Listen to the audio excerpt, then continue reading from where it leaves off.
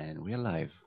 So everyone who is attending, feel absolutely free to comment, to ask some questions, share some thoughts, add some ideas. We are very keen on hearing your suggestions and ideas during this webinar.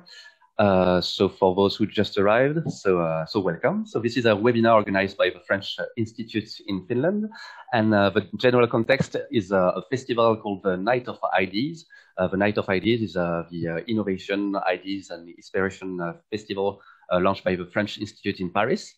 So it's international, and right now, at the minute when we speak, it's happening in 200 places around the world. So it's not only in Finland, it's also in Japan, China, South Korea, USA. So we are all part of a big group of people who likes to think and share ideas. So the Night of ID Festival has a common theme, and this year the theme is closer, or proche in French. So as you all very well aware of, we are living in very particular times, and many things that we were taking for granted have been dramatically disrupted, and amongst them globalization, the way we travel, the way we meet people, the way we consume. And so the theme closer gives us the occasion to reflect on those themes. Earlier today, we had another webinar, and it was about speaking and close languages. And so our declination of the theme is on things that are very dear to French people, and that is to say speaking and eating. So that's why we are organizing this. So to talk about the theme closer, more connected to the theme of food, we have here 3 guests, and I would like to thank our guests to be here with us tonight. It was supposed to be a live event with Marie-Lou traveling to Finland and the people sharing and meeting together, but we are meeting now digitally. So Marie-Lou, who is currently in Paris, thank you very much for being here with us. So you're a co-founder of EPI, and you're going to tell us more about the EPI system in a few minutes. The EPI is a cooperative, citizen-run grocery shop network that is currently in France, and that's being very successful. So you're going to tell us a few words about this. We also have Ruby van der Wecken from the cooperative farm Omama. So Ruby, you also created your citizen-run farm and also consumer-based and supported system food production and food production and sharing system. So you're going to talk very clearly about this a bit later. And we're also very happy to have Thomas Snellman, currently in Western Finland on the Poulot, and you are actually the inventor of the REKO system. The REKO system is a system of a direct, from farmer to consumer sharing system. So you've invented it in Finland, and it has now proven very successful because now it exists in almost everywhere in Finland, but also in Sweden, and I heard even in Australia and different countries. So it's so you kind of conquered the whole world with your with your great idea. So we are going to hear all your presentations now, and I would like to give the floor to you, Thomas. Thank you very much, and thank you for having me. It's not so gentle to start with me with 2 other ladies, but it's not me who chosen who will start. Do you have my presentation ready? Right, Mika? Yes. Yeah. It is now sharing. You can continue to next picture directly. Here we go. So I'm Thomas Snellman, a farmer since more than 50 years. 40 years, excuse me, 40 years. In the beginning, I had a small dairy farm for about 20 years, but 22 years ago, I converted my farm into beef cattle, And I've been organic on my farm since 1990, so it means this year it's 31 years ago since I turned into organic. And during the years, I've also working in the farmers union to promote organic produce. But in the 90s, it was very difficult, especially to get access to shelf space in shops. And I think it was a little bit too early at the time to try to promote organic. But when I stopped with my dairy farming, I had a lot of spare time over because I used to work a lot before. But when I turned into this beef cattle, I had the possibility to start doing other things. And in the end of 90s, I decided to learn French. I never studied French in school, but I thought I should learn French. So I went to France in 2001, stayed a couple of months on a farm in Massif Central, and I learned to speak the language so I can manage quite good, I think. And this is also very important when I speak, tell the story about REKO, because without the language, REKO would never have been established. Actually, it was a friend in France, Jacques Meyer, who a bit in, I think the department is Maine-et-Loire in Saumur. He invited me, and at the end of 2012, he took me to a map delivery, a community supported agriculture system existing in France. I had never heard about a thing like CSA before this. No, not in any terms. So when I saw this, I thought it was like a genius system to connect producers and consumers. And I decided when I return back to Finland, I would like to try to establish something similar. And I returned back to Finland, started to look on the internet if I could find any other initiatives in the Nordic countries at the time. And actually, I couldn't find any projects going on in Finland, for example. I found one in Sweden, but it seemed to be not working for the moment.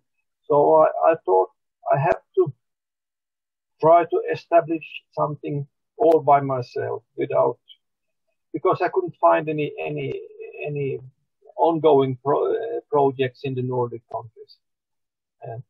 So at the end of 2012, I start from as a map, as a role model for my project.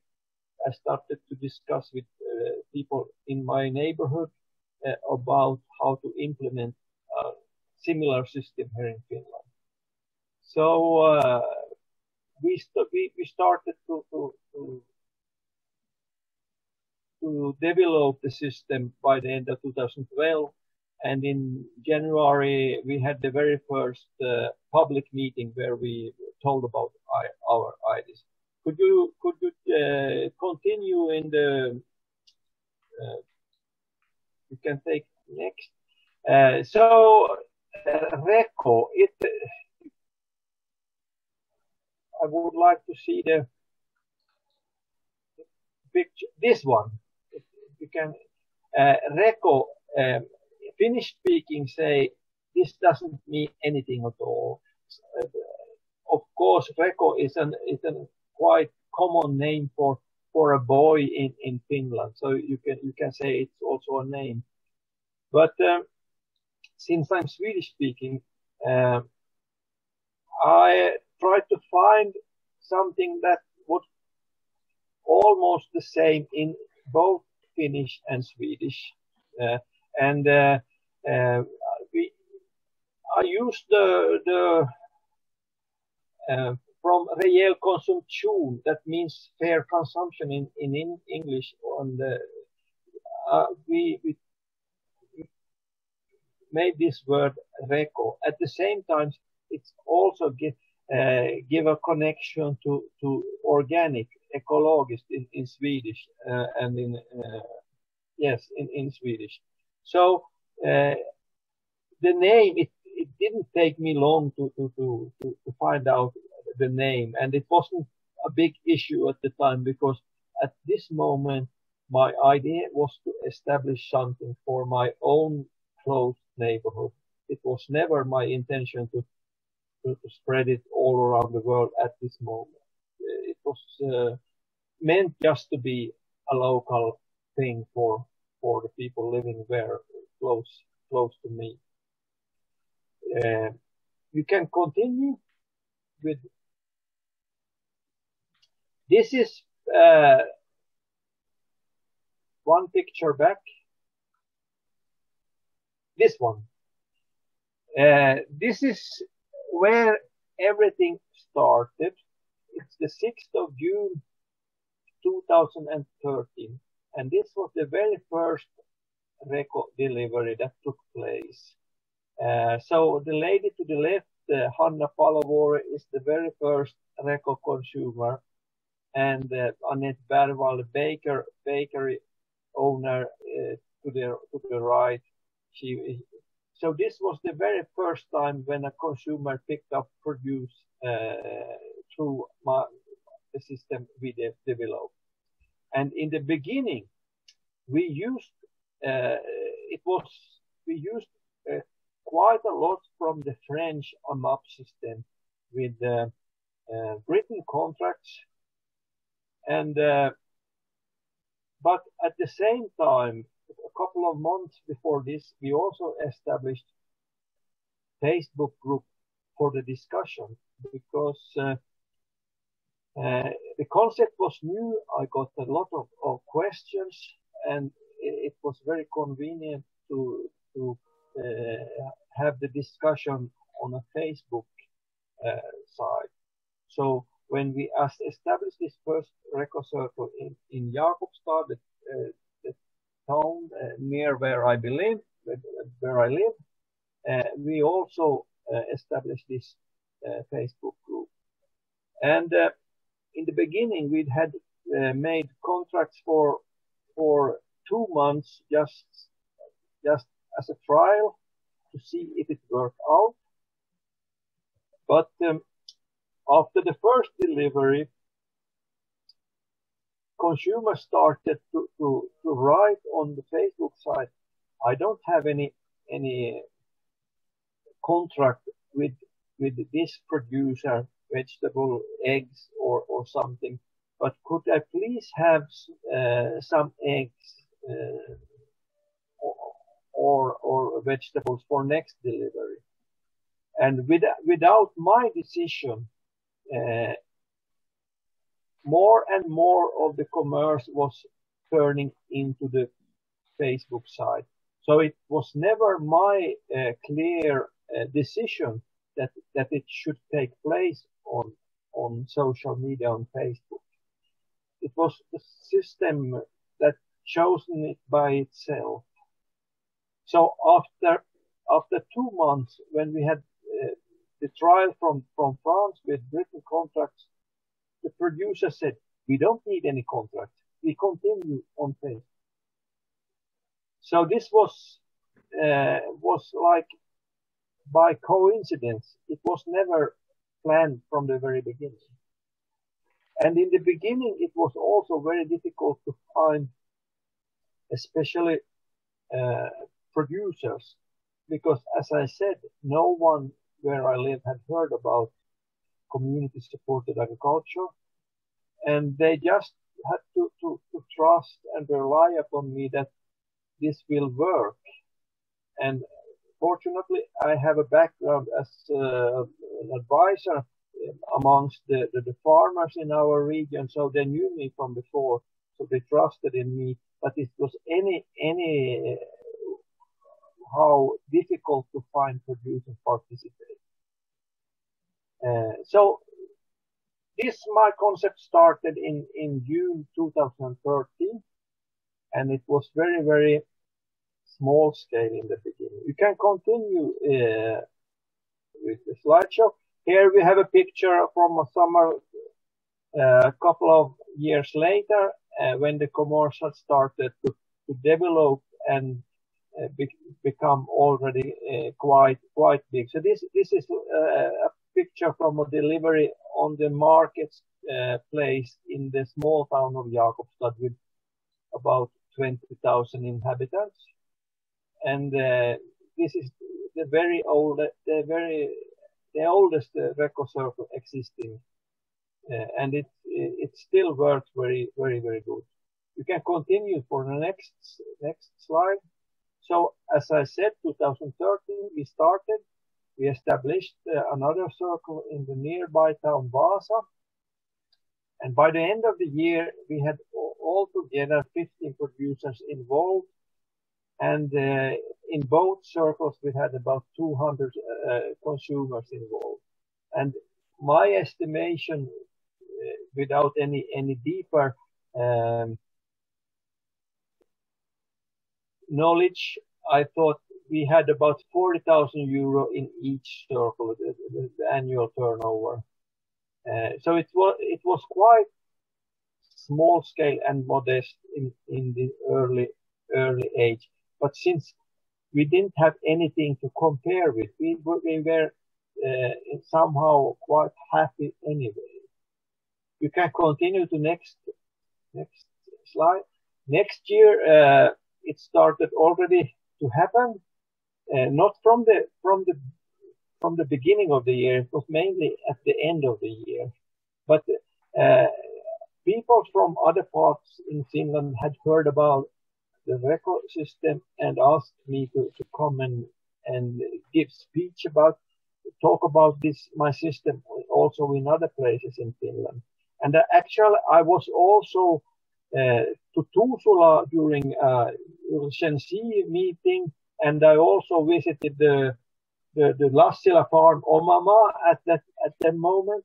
So in January 2014 I was actually visiting I don't remember if we were there around at the time, but I was visiting Jukka Lassila, and we had nice days with international guests.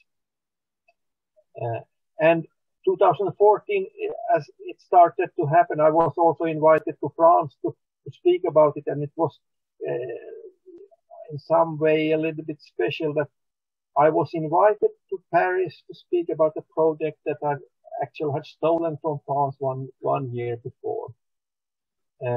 But for me, it was very interesting. And by the end of the year, circles around Finland started to establish more and more. So at the end of the year, we had already 750 producers involved. And now when producers saw that this worked very, very well, it wasn't difficult at all to find the producers participating. And the number of members we had by the end of 2014 we had 12,000 members. So I normally say it was a small increase of 3,000% during 1 year. You can continue to the next slide.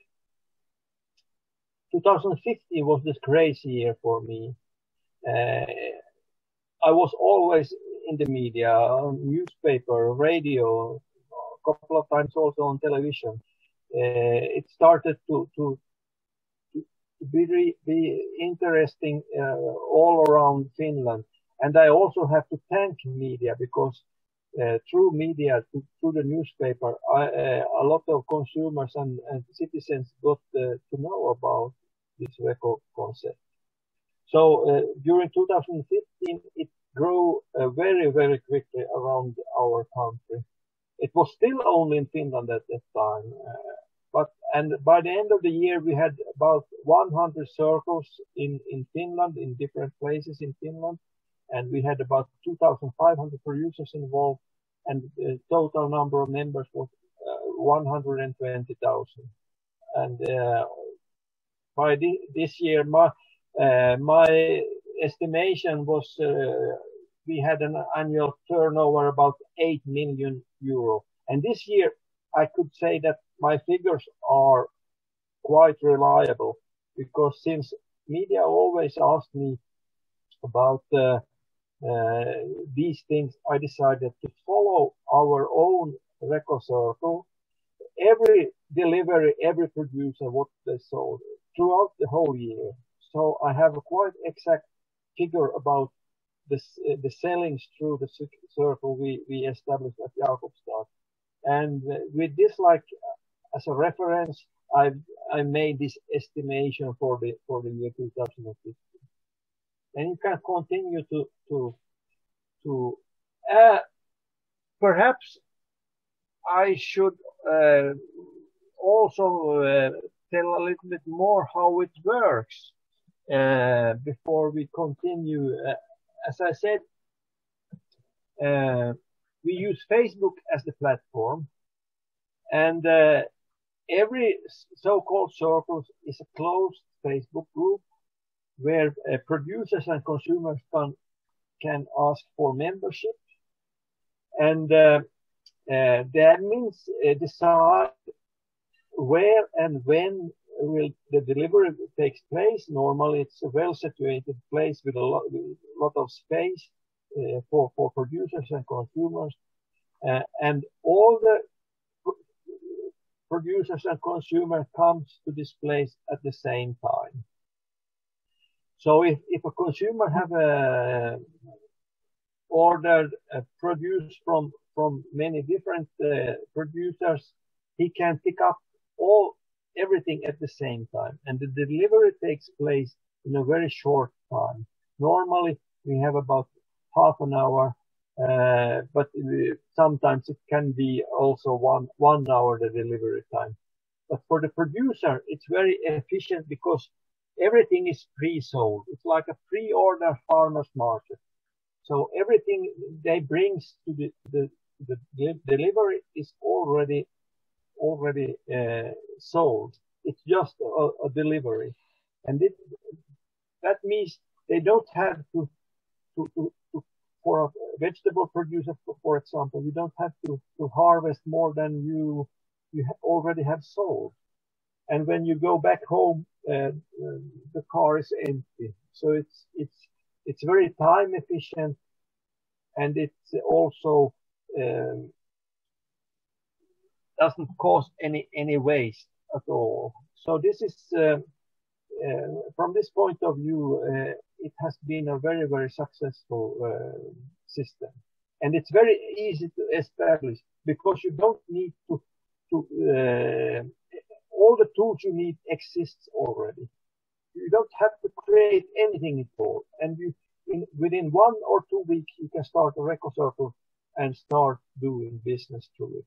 So it's the only thing that's needed is a couple of admins that decides to create, establish a REKO circle, and start searching for producers, and then tell the surroundings that now we have started, and consumers start to ask for membership. This is shortly how it works. 2016. We had already 150 circles in Finland with about 3,700 producers involved and 250,000 members altogether. And my estimation for 2016 was that we had about 30 million euros in annual turnover. And these 30 million goes in total to the producers. This is free for all that participate. No one, neither the producer or the consumer, pay a single cent to participate. It's free for everyone. And this is also a very good thing because it's without bureaucracy and without so it's and REKO is not an organization at all. Actually, we don't exist. It's just a concept how you how you arrange a trade between producers and consumers. The only thing you do is you establish a Facebook group on the internet in a place where you want it to take part, and there it starts. But there's no organization behind at all. 2016, you can continue to the next slide. This is a winter picture from a REKO delivery. Next picture, please. Here's an egg producer. She's normally selling quite a lot of eggs for every delivery. Eggs seem to be a very, very good produce for this kind of commerce. You need to have eggs on a REKO delivery. That means all the other producers sells also a lot more, because when a consumer comes to pick up the eggs, they also see what other stuff is available for the moment. So it's like a win-win situation. For every new produce that you can offer on a delivery, all the other sells also a little bit more. So it's this is producers have learned to cooperate a lot through this, and it has also created a lot of new network between producers and also between producers and consumers, because we don't allow any middlemen. That means the consumer always meets the producers during all the deliveries. You can continue. I'm an organic farmer, and for me it was very important that this would be a good channel for organic produce. So the year 2050, when I followed the situation in my hometown, Jakobstad, I sorted out that during the year, 47.3% of the value of produce were from organic, from the organic part, and 52%, 53% come from conventional. And at this year, 2015, in Finland in general, it was 1.6% organic from normal trade, from shops, and 98.4 conventional. So that means for the organic produce, REKO was in our circle. This could of course be in other proportions in other circles, but in Jakobstad it was 30 times higher than from the shops, compared to the shops. So and it has shown to be a very, very, very good market channel for organic produce, because you don't need to. You can sell as little as you have to offer, and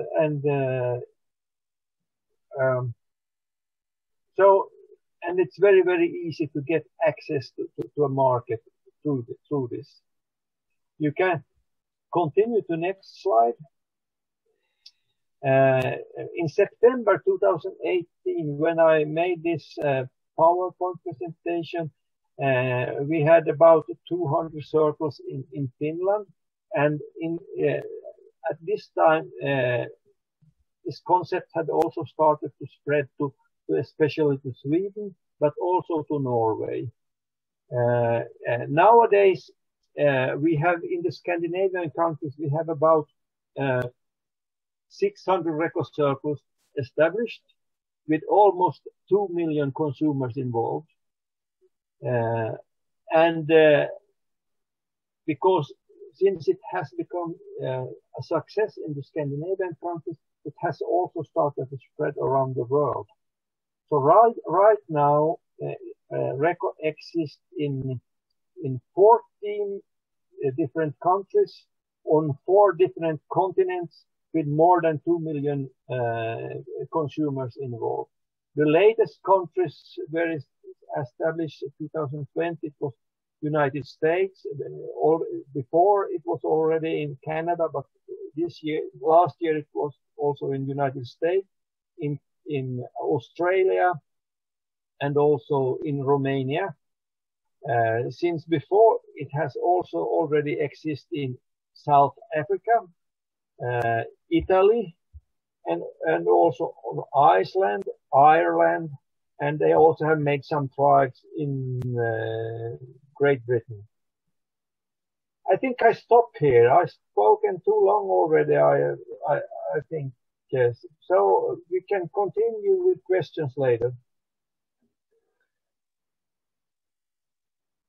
Thank you very much, Thomas. That was very, very interesting.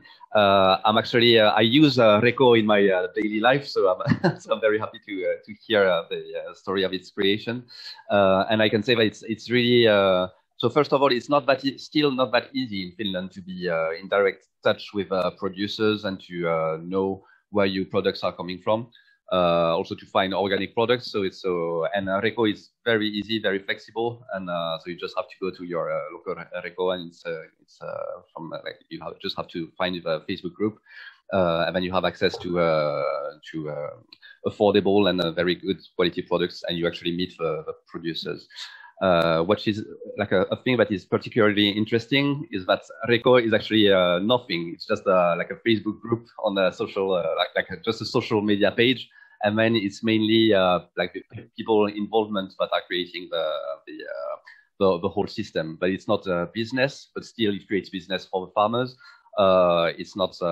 It's very light administratively, and it brings a lot of good to both consumers and producers. In that sense, that's a good transition to go back to France actually to see Marie-Lou, because the EP has that in common. It's a very light administrative organization, and it's also citizen run and activist run, and it's more like a platform that unites consumers and producers together than an actual business. So Marie-Lou, the floor is yours if you want to tell us more about the EP system. Now is your turn. Yes, thank you very much. Hello everyone. Thank you very much for having me. It's a real pleasure to join you all today and discuss short food supply chains and present mon EP from Paris. So I'll be sharing my screen, so you get to see a bit more about mon EP. So I hope it's working quite well. I am personally honored to be joining you and be sharing the story of mon EP jointly with Thomas Snellman and Ruby van der Recken's smart, fair, and impacting initiative. It's beautiful to witness and also be part of a worldwide community who strives to change the way we consume, which is what mon EP endeavors to do in France at its own scale. Mon EP is a tool, an online platform, which purpose is to help groups of citizens open their own self-managed grocery store. We call this store EPI, which is short for épicerie in French. So I would like to start off with a short video to introduce what EPIs are and how they play a role in people's daily lives.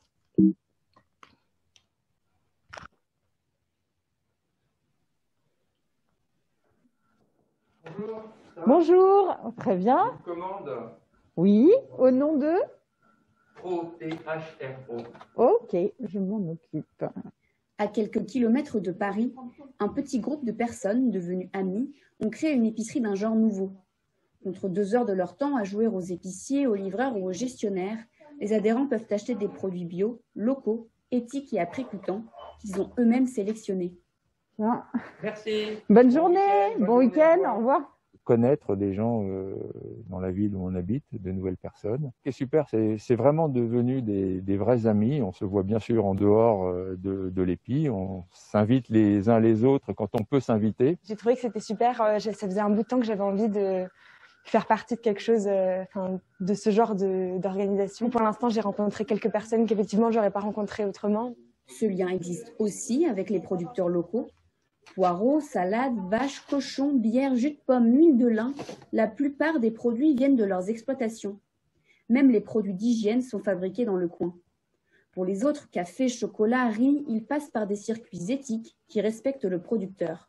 Les gens sont fidèles, sont là toutes les semaines et pour nous, ça nous donne un peu de bol d'air pour continuer à vendre et écouler notre production.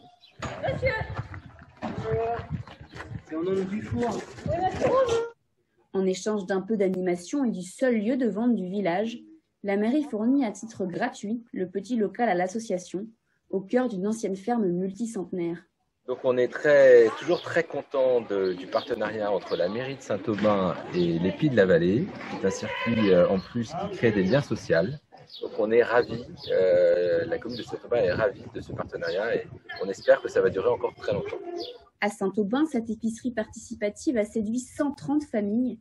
Des dizaines d'épis ont vu le jour partout en France et des dizaines d'autres sont en cours de constitution.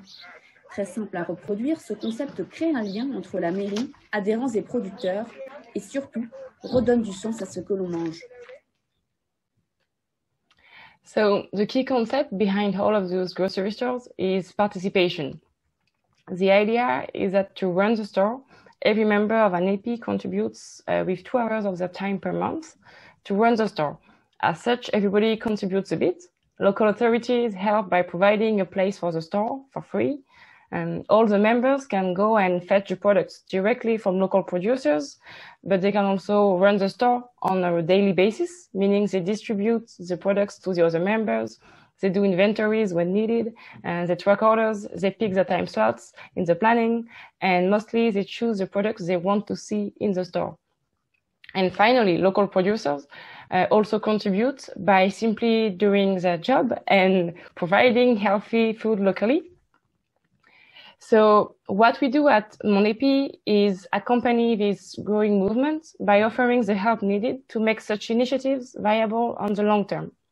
The online platform simplifies and automates the management part, which will be sending orders, tracking stocks, making sure people did take their time slots, so that members can actually focus on the heart of their project, which is finding great food locally, tying links within the community, with producers, but also between members, and make their grocery store a friendly and united place where people do want to go. So we strive to bring a free solution that anyone can take up and then develop locally to make local consumption available to all. So this is what Mon Épi offers, a bit shortly.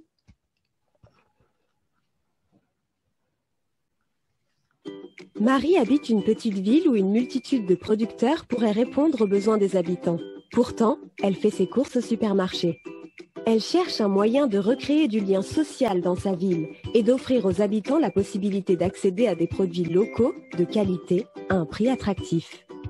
Avec les épis, un nouveau modèle d'épicerie conçu par des citoyens pour des citoyens, il est possible de s'alimenter facilement en produits locaux et de favoriser les rencontres entre habitants. L'épi fonctionne sous la forme d'une association. La mairie ou un particulier met gratuitement à disposition un local et les adhérents donnent 2 heures de leur temps par mois pour faire fonctionner l'épicerie. La plateforme monepi.fr gère la boutique en ligne, le paiement en ligne, le planning participatif, la gestion des adhésions, l'envoi des commandes aux producteurs, la comptabilité et bien d'autres fonctionnalités. Un nouvel épi bénéficie des milliers de produits déjà référencés sur le réseau. La plateforme monepi.fr s'occupe de toutes les tâches de gestion pour laisser les habitants profiter des bons côtés. Sélectionner les produits, organiser des dégustations de produits, des ateliers de cuisine, etc. La particularité de l'épi, c'est qu'aucune marge n'est appliquée sur les produits. Ils sont revendus au prix où ils sont achetés aux producteurs. Un panier de légumes acheté 10 € au producteur sera revendu 10 € à l'adhérent.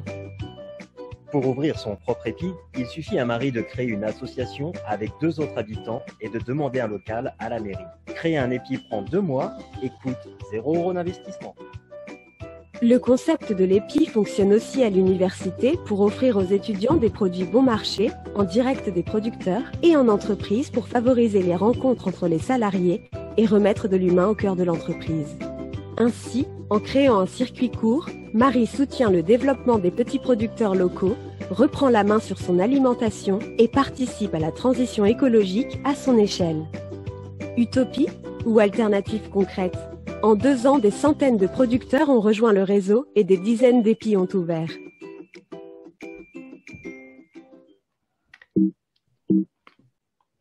So where does this concept come from? You could ask. The first initiative of this kind was taken up by citizens in 2016 in a small town near Paris, Châteaufort, where there were no grocery stores.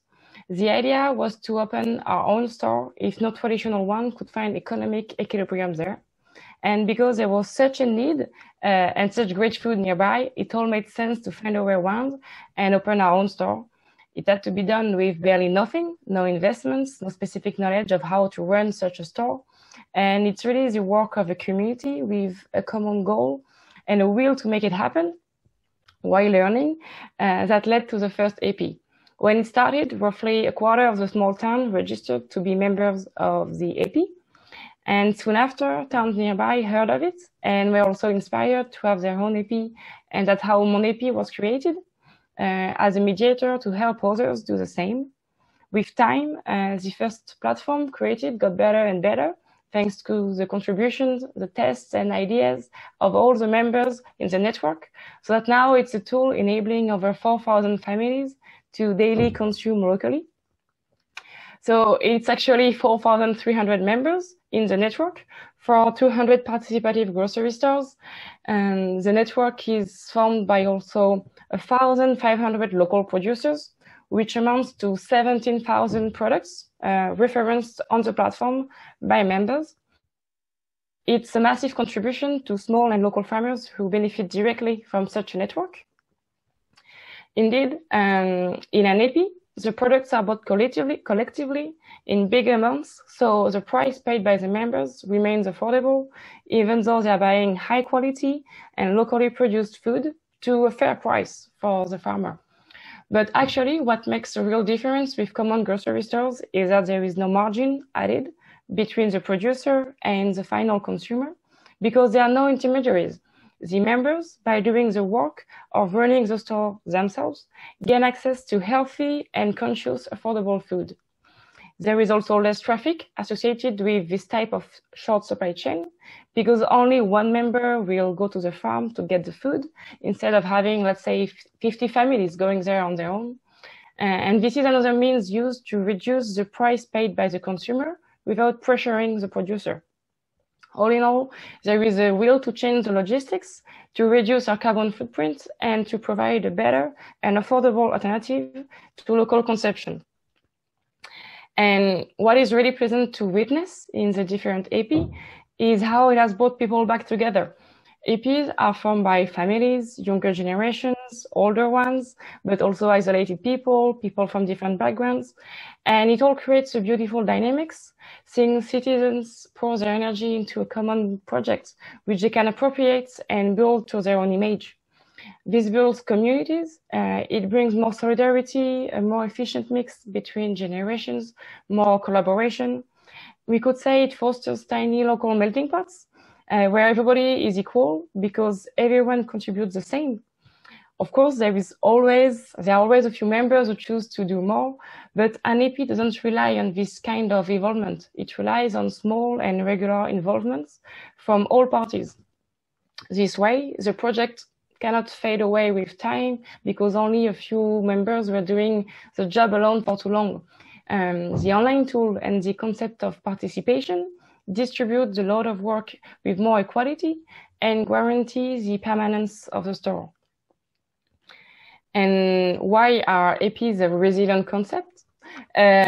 Because they require zero investments to be launched, only a lot of motivation from volunteers.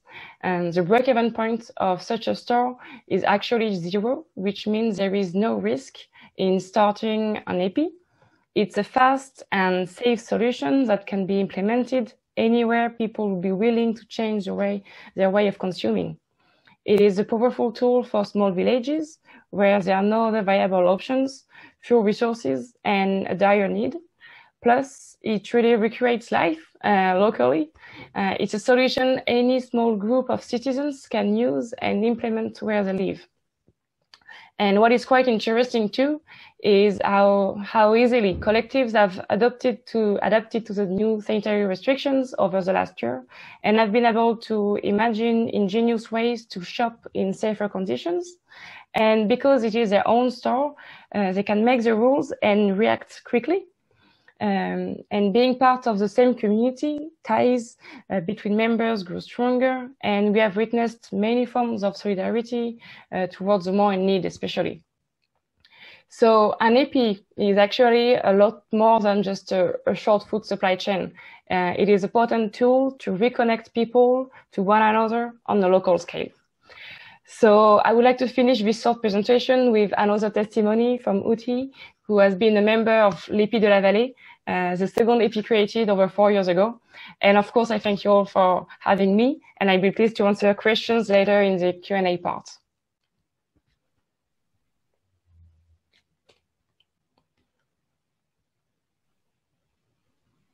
Kun mä olin pieni, niin mun äiti lähetti mut kauppaan maitokannun kanssa hakemaan maitoa ja kananmunia naapuritilalta. Meillä tehtiin aina hillot ja mehut ja säilykkeet kotona.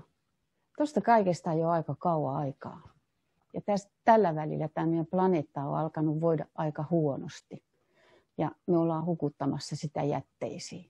Mä heräsin tuohon kysymykseen, paitsi että asun ison keski-eurooppalaisen metropolin kupeessa, niin myöskin nuorisoni kautta, joka alkoi huolestua tämän planeetan tulevaisuudesta. Ja päätin itsekin oikeastaan sitoutua tekemään jotakin, koska jos nyt ei tehdä jotain, niin maapallon tulevaisuus on vaakalaudalla. Ja mä päätin muuttaa tapani kuluttaa ja tapani syödä, elää normaalielämää, niin kuin kaikki muutkin. Ja palata vähän takaisin siihen samaan systeemiin, mistä mä joskus lähdin. Ja niinpä mä löysin tästä ison eurooppalaisen pääkaupungin kyljestä pienen systeemin, jossa ei ole välikäsiä.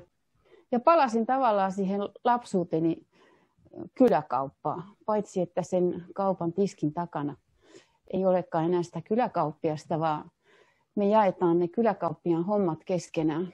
Eikä se ole pelkästään kaupankäyntiä, vaan se on yhteistä kivaa hommaa niiden ihmisten kanssa, joilla on samat arvot ja jotka ovat huolissaan samoista asioista. Toisin sanoen me jaetaan samanlainen sitoutumus keskenämme ja sekin on mukavaa. Se on mukavaa ja se auttaa meitä antamaan tälle maapallolle vähän lisäaikaa ja tekohengitystä, koska jos sitä ei ole, niin meidän käy huonosti.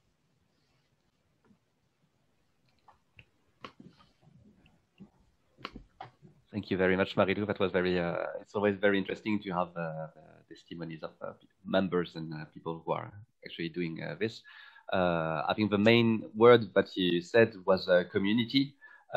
So it's all about community and people acting and being together and doing things together. And that's actually a very big point that you have in common with Omama. So EP is a community-supported distribution shop, but also it's way more than this, but it's mainly this. And Omama, you're a community-supported agriculture food cooperative. So Ruby, the floor is yours. Thank you. Pleasure to be here, and good to listen to Thomas. REKO was familiar to me beforehand. Good to hear again. And Marilou, very nice to hear about the EPI. And I'm impressed about the places that are given for free for you to be setting up EPIs there. We have to get back to that point. And very nice, the testimony from Oti. That was, and that was very much, I think she also was talking about things that I'm also going to raise from our Omama experience. Wait, now I'm also going to share the screen. Yes, so in the next, the time that I'm having, want to extend this invitation of come closer to Omama, in fact, coming much closer. as already said, yeah, Omama is indeed, it's an experience of community supported agriculture. And basically that means, as you will be aware of, that it's about the creation of a web of mutual support between farmers, between members, in this case of our co-op. You're sharing the risks, you're sharing the bounty, and you're standing in mutual support to each other.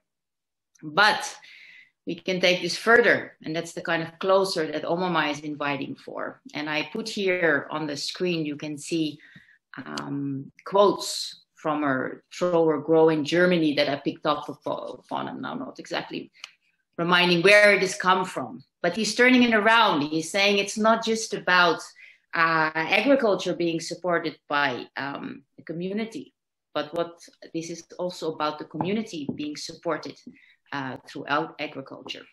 And you can read it, what is really written there. So that it's not another approach for marketing, but it is really about changing something. And that is what Omama wants to be inviting about. So it wants to be inviting people for an ecological process, or no, ecological people's process around agriculture, and to come to good living. So it's about the coming closer together in a process around agriculture. Now, agriculture here is referring not only to the growing of our food. It refers to the cultivating of land for food, of course, but also for the fulfilling of other basic needs. So it's wanting to draw open that the concept of what agriculture actually is about. So why this invitation? Why should people come closer to agriculture and engage with that process? In Omama, we've been having great discussions and learning also from how we are seeing things around that. And there's a little bit of a theory of change here at the core of that basically wants to say that if you want to talk about how real change is happening in our societies, if you want to talk about that deep social and ecological justice seeking, and to come to other kind of societies, that systemic change, to have that, then basically it is to be anchored in people's processes around their basic needs. And basic needs, people's process around it, what you're meaning here with people's processes is that you are talking about production processes that are not captured by financial profit markets, but in which people are standing around what they are doing and having in common, and they are co-governing, co-caring, co-having a responsibility for the things that are common to them. That it is those processes ultimately that real change in society should be grounded in. Because we very often, we talk about it, that food, energy, transport, that those all would be change makers in a society to come to a more sustainable future. But what would be important would be to say is that food and energy, indeed, they are change makers.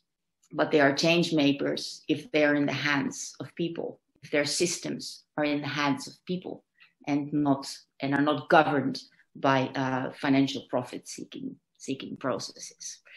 So that is the kind of closeness coming to agriculture that Omama puts out the invitation for people to join in that, out of that recognition that it's a way to come to change in society. That if we change our food system, food which is of course so core to everything on a daily basis, if you change that system, meaning the way we produce, the way we distribute, and the way we consume, we can be developing pathways to a healthier society.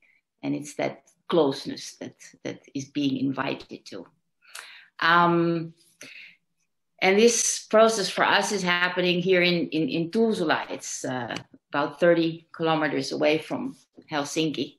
You see two photos there of actually the two farms that are in our cooperative. On the top there is the Lassila farm. Thomas, you've been there.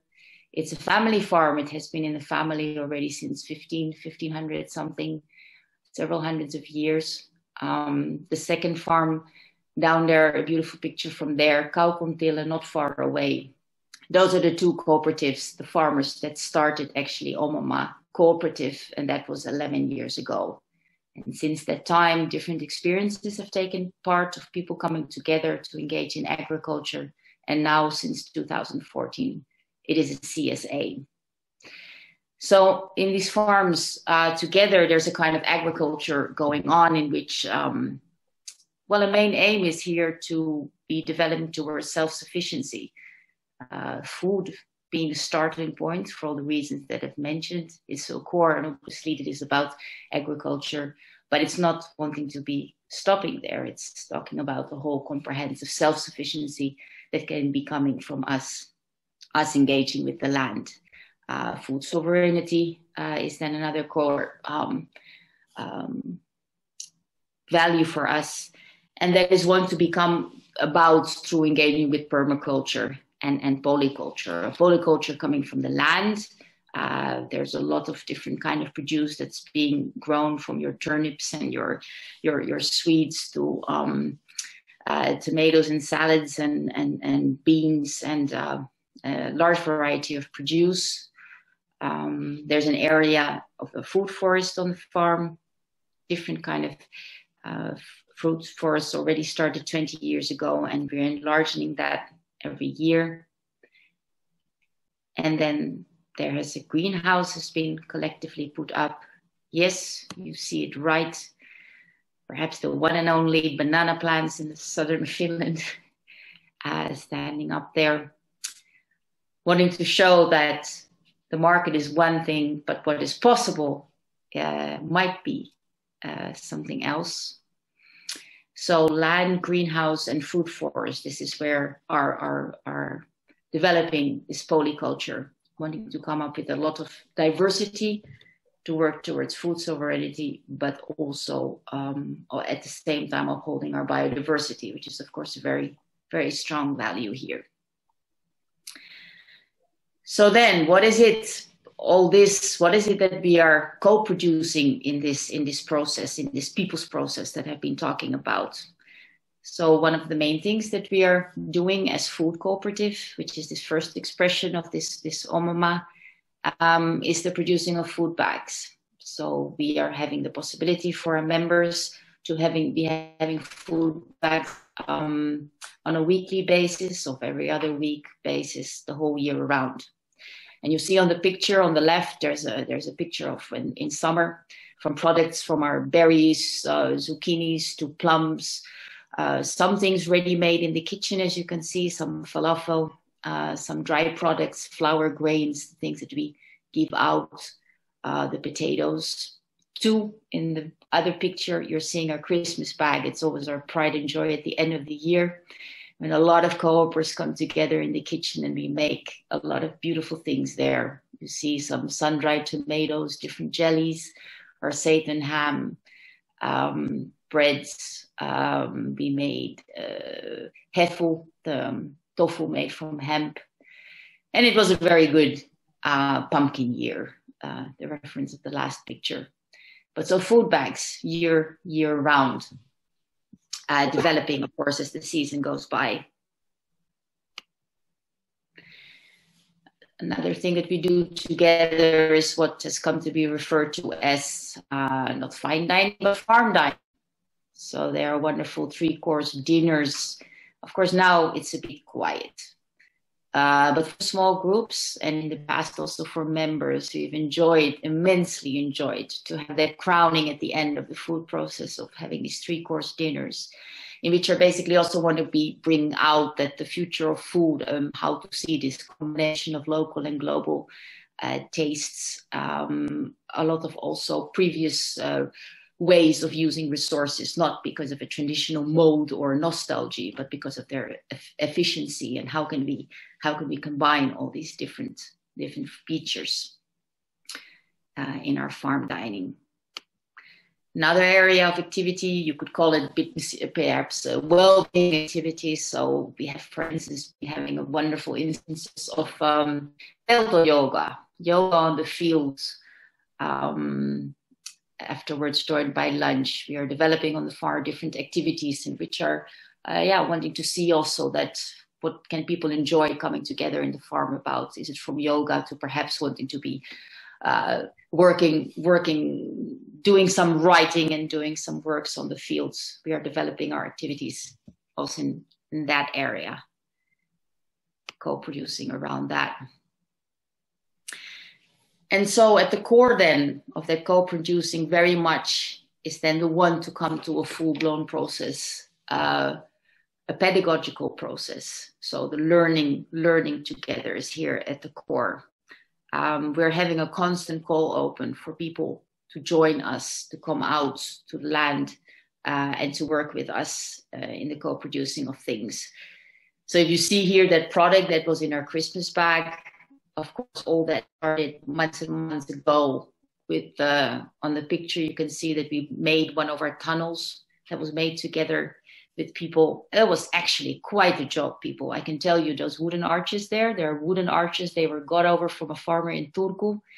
And to set them up, to put them, I mean, all the considerations that were in of the making of the holes in the ground together, you know, with piles of iron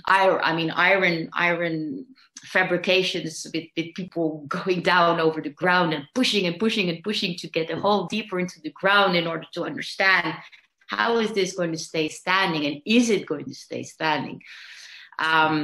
All that together to come to that structure and afterwards to grow your tomatoes there and to see how far you come with them. Our own oil also to see what is the harvest going to be, what are we going to be able to give out.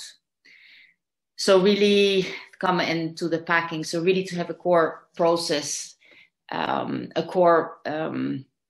our production process, which is centered around the learning together of what is it that our resources are, what is it that we want to do, what are going to be the prints, not over, we always talk about our footprints, but what can be the handprints, our positive effects on environments. So that's the kind of pedagogical process that we want to be putting at the core of this. And what is that invitation of getting closer? So for some members, this will mean a lot. For some members, it will mean that they will be coming out very regularly to the farm. For others, it will be more occasional instances of engaging. But such is the open invitation that Omama is having. And how well are we doing in this? Well, let's say that at the moment we are perhaps on a midway. The farms together could be catering to the food necessities of some 200 families to form a base of that. So we are starting to become halfway. The possibilities with what people could do on the two farms to learn together, to make and to build, they are still enormously out there for us.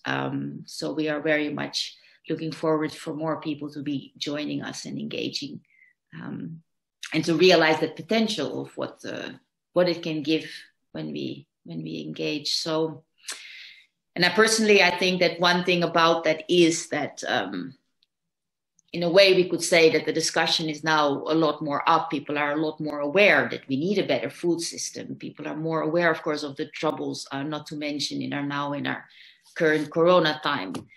But perhaps what is challenging is for people to see that this kind of people's processes, like are putting on the table here now with Omama, that they are not just some kind of grassroots cases of a bunch of hippies jumping around on the field and trying to have a nice time together with a bit of yoga, but that actually these are processes in which change in society is ultimately meant to be rooted.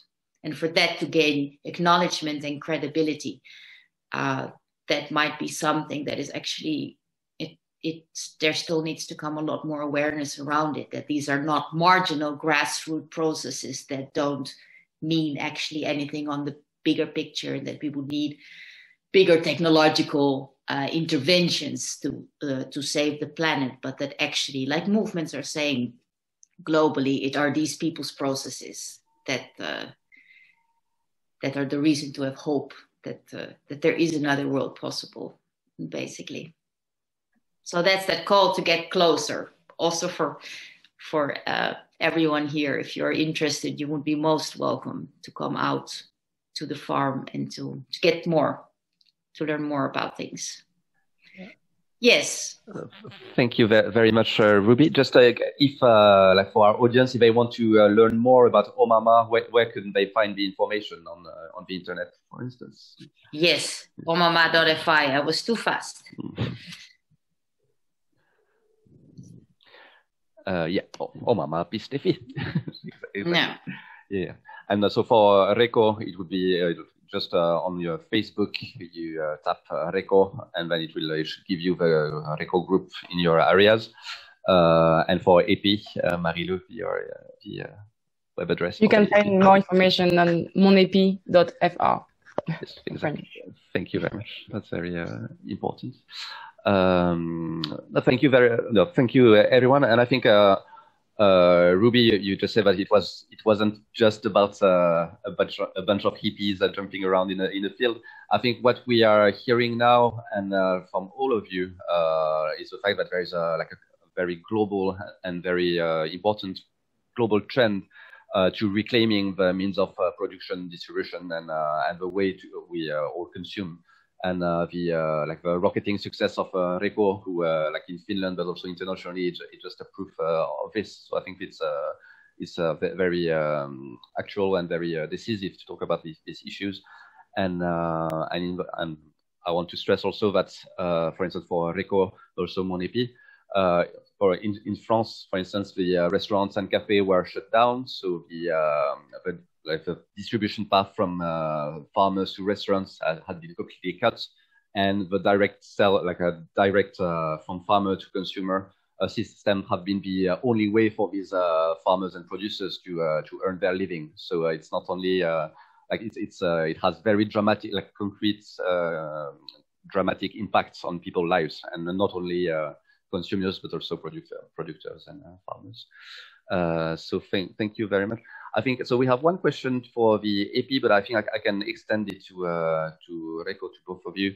So it's to Mon AP. Can you give some details on how you decide what to buy and where? So that's actually a very pragmatical question, but I think it's very interesting. And also for you, Thomas, if I were to create a REKO Facebook group, where do I find the producers? How do I contact them? How do I select them? What's the process? So in a very pragmatical way. So please, Marie-Lou, you can answer.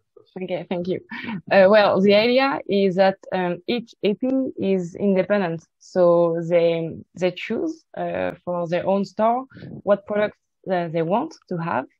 And to do so, usually they come as groups. So it can be all the members or just parts of the members who will select some products nearby. So they may have been there before, they may have been looking up on the internet or talking to neighbors and friends. And well, they can have a list of products and farmers, and they decide which one they want to have in their store, which criteria is the most impacting. Do they want it to be very local, so mostly 10 kilometers away from the store, or are they okay with extending it to be a bit further but a bit cheaper, so other families may come and buy them? So each AP has a choice.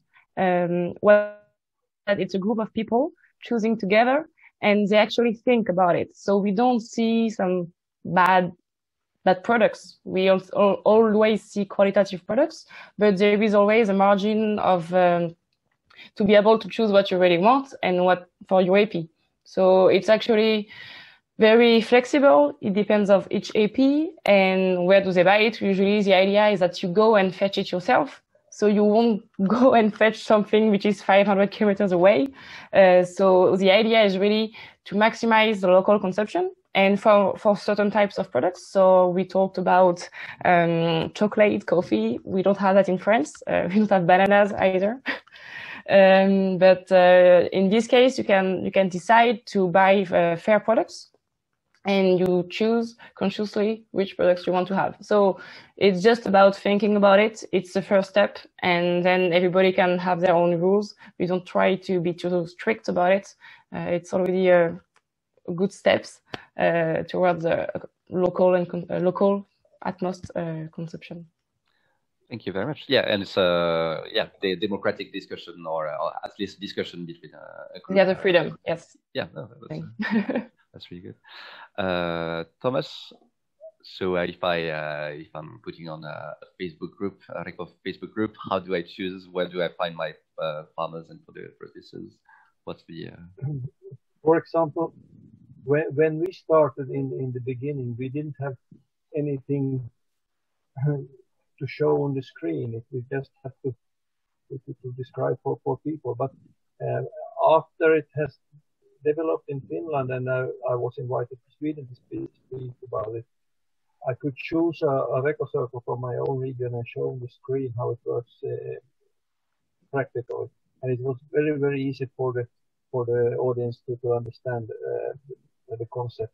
And I remember I was on a trip to Västra Götaland in Sweden, and every place where I spoke, they created the Facebook group at the same time as I was personally present, and started to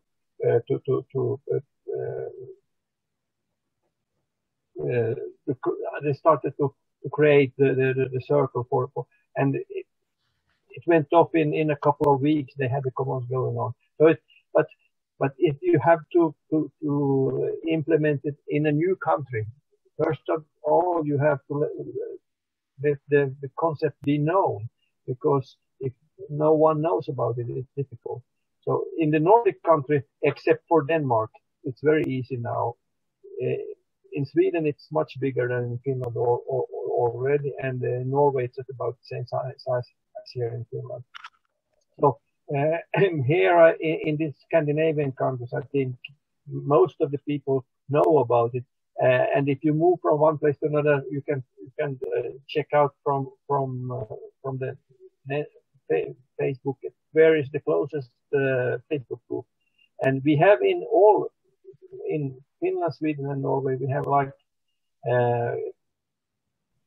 the authorities that listed all the REKO circles. So in Finland, we have Aito ja Makuja, where you can find also information about how it works in English and in Swedish and Finnish. And the same is in Sweden and in Norway.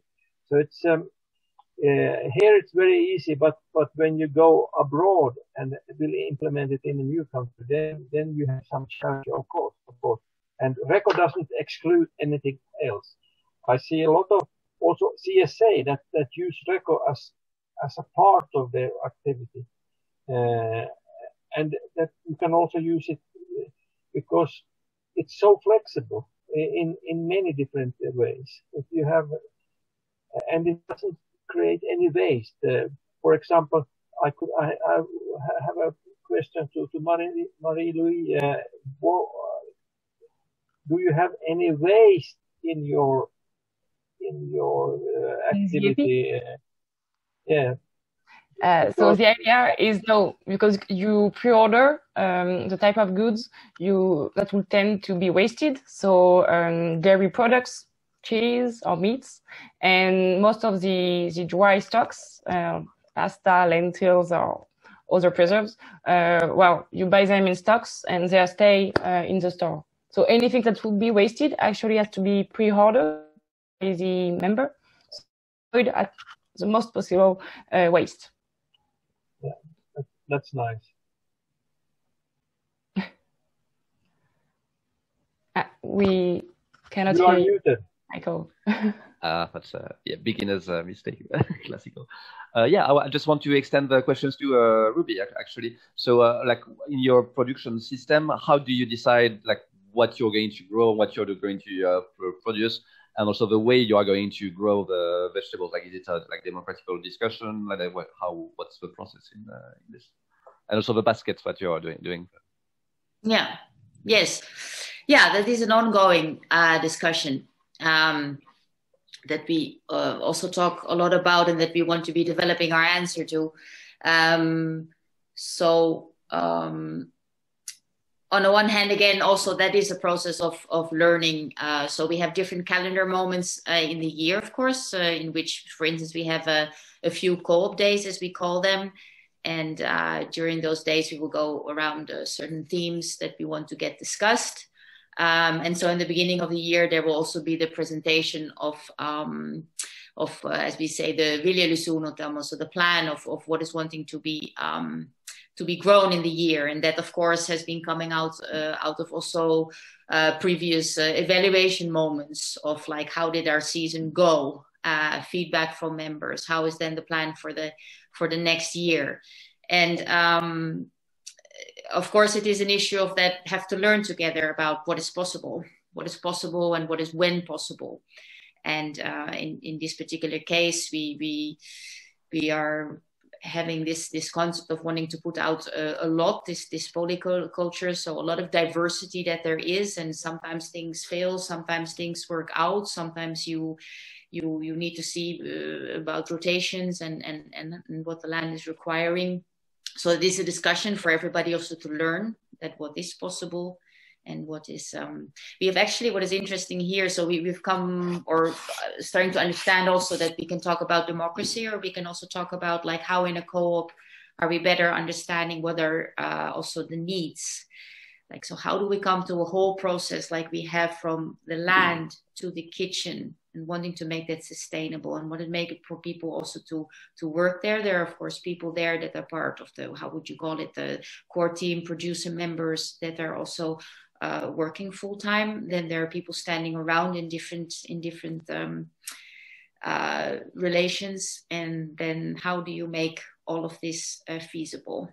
With the respect to the bag also, that in itself is also a very a learning process also. You know, we have quite some growths in there. So for instance, your barley, wheat, rice, different kind of produce that, well, actually the market is now picking up on them. But, you know, for years it's been baffling people, like certain grains, like what do I do with them? And, oh, it takes way too long to cook them. And it's a lot of change that comes into your kitchen. And then comes the question of, do I want this? And do I want that? So we're actually we're having one bag for everybody, which is addressing a lot of social issues, addressing a lot of ecological issues. And we sometimes have tough discussion about it, that what to see, how this bag, because it's not a pick and choose of the one and this and the one that. So it's a very much of an ongoing discussion, a lot of learning, and for sure also moments of change. It sounds like a classical what do we want to eat tonight kind of fight at the so how and what kind of products do we want. But yeah, thank you very much. I want to I want to stress that it's having Obama is interesting and very important in the way that it stresses all the things that we tend to forget. So the means of production, how do you, like all the things that we are taking for granted, the food we find in the shops and everything, it requires work, it requires people, it requires basically a lot of work and a lot of people's involvement. And I think what you're doing is, and what you said was like all about this and how it is important. And indeed, if you change the way you produce your food and you're doing it, in a way you change the world and a lot of things in the society. I want to go back to REKO and Marie-Lou. So both of your systems, they have in common, but they are very easily doable in like a lot of various contexts, like in other countries, in a lot of different places. Marie-Lou, for instance, I think the main thing about the AP is that it's a very like it creates a toolkit to be able to create like a very fair distribution mean and very efficient communities. If I'm in Finland, if I want to create an AP, for instance, what should I do? So there's a website, there's a platform. Is it open source? Can I use it here? How could I do? Well, the platform is on the website, and the platform is free to use for all the AP. So it's actually quite accessible. Currently, the platform is only in French. So, Michael, I guess you could use it, but your neighbors may be a bit in difficulty. Of course, we'll be working with time to make it multilingual, so other countries, other people could use it. Currently, it is not, but it's something we will strive to do, because it really interests people all over the world. And it is free for every AP. It is free for producers. for small producers, it is an access to a free market, a free network, and it's quite easy. And only the big producers, so the one who makes the most out of this network, will actually contribute financially to the system. But there is no barrier to the small ones, and actually 99% of the producers are small ones in our system. Thank you very much. So it's quite fair, and it's a network that can be really useful, especially in those times when you can't actually have markets in the open air or no restaurants, as you said. Yeah, and so the venue is a decisive point, like the place where you're putting on your epi. And you were saying that in France, cities like smaller cities or places that are willing to give you, like to give the epi venue for free to be used by the association.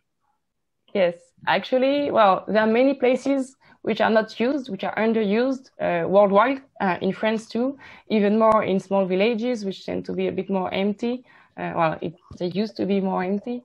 So you can find a place, and local authorities are seeing more and more, especially currently, that it's actually a small investment to give the place free of charge for this organization who will actually bring life back in the place, bring services, bring food. So it's a negotiation, I guess you could say, but it's easier and easier to find it. So maybe in Finland you will to find free places, Ruby, as you asked. I think maybe with the good arguments, it could work out.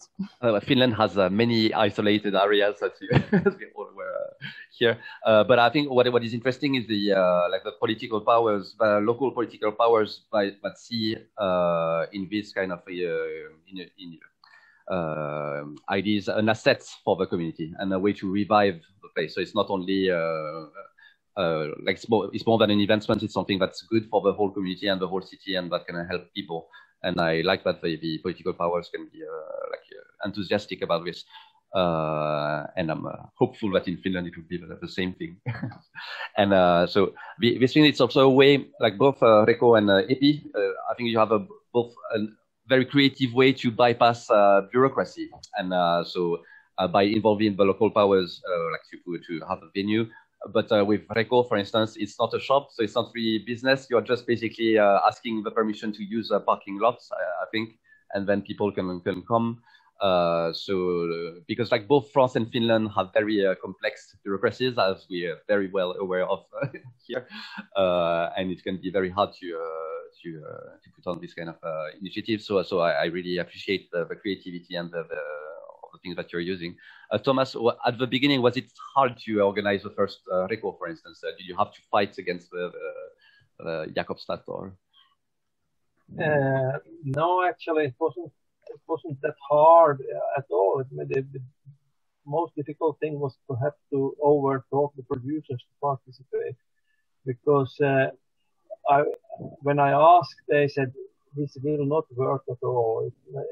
No one had heard about something like this. So actually, it was very good to use the French role model AMAP in the beginning, because when we had this written contract for 9 deliveries during 2 months, we could get the producers involved because they have ensured that they could deliver for 9 weeks consecutively. And when it started to develop on Facebook, besides, it was a very good solution in the beginning. And afterwards, the REKO system that created this network, also a lot between producers, has meant that they also have started to develop other things that can be good for access to local food. Because REKO delivery is one evening a week or every other week, so it's not every day. But producers have started to cooperate. They also give access to local food through other channels than the REKO. And I have to say, we had a lady a couple of months ago that was going around the producers when we had a REKO delivery and tried to offer us quite similar thing like EPI.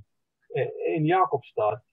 But one big difference, she had a place where it should be situated, but it wasn't free.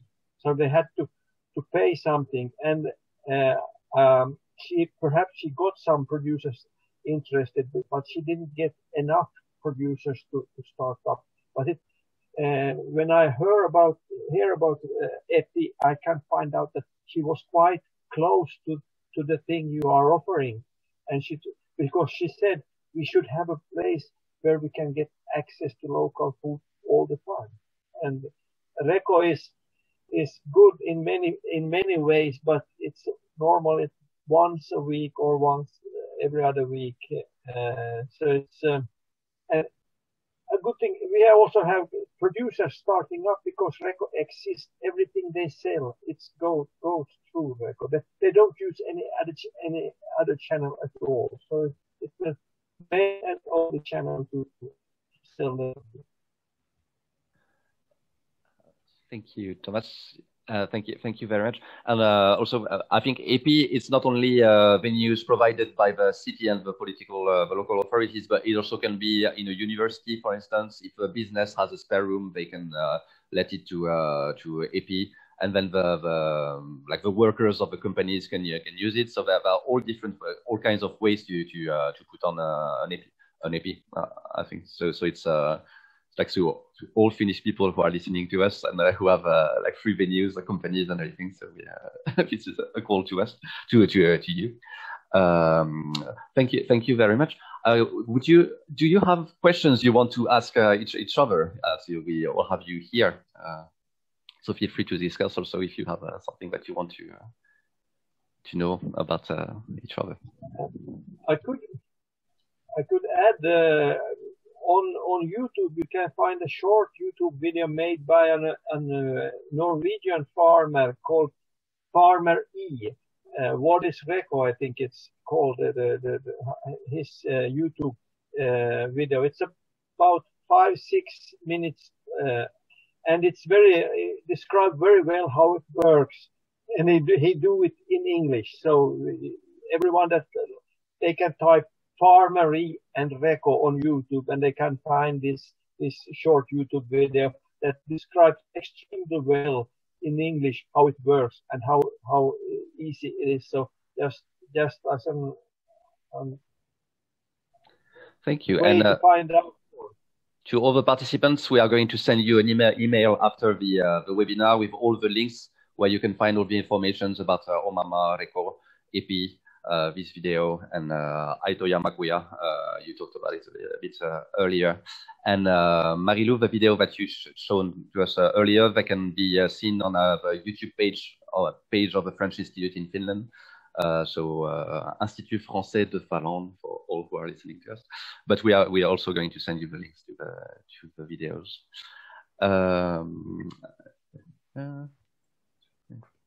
Yeah, and I can see that. In France, so to promote awareness of local producers, actually the Ministry of Agriculture has put on a web page where you can find all the local producers, and so it's fresh and local. Frais-et-local.fr. So frais-et-local.fr. We're also going to send you the link so that you can find more about this, and I think it's important that the public powers or public authorities are also promoting and stressing the importance of fresh and local food. And so I may say it's a great tool if you want to find local producers for your own AP. The government is now helping you, so it could be another source to find producers locally.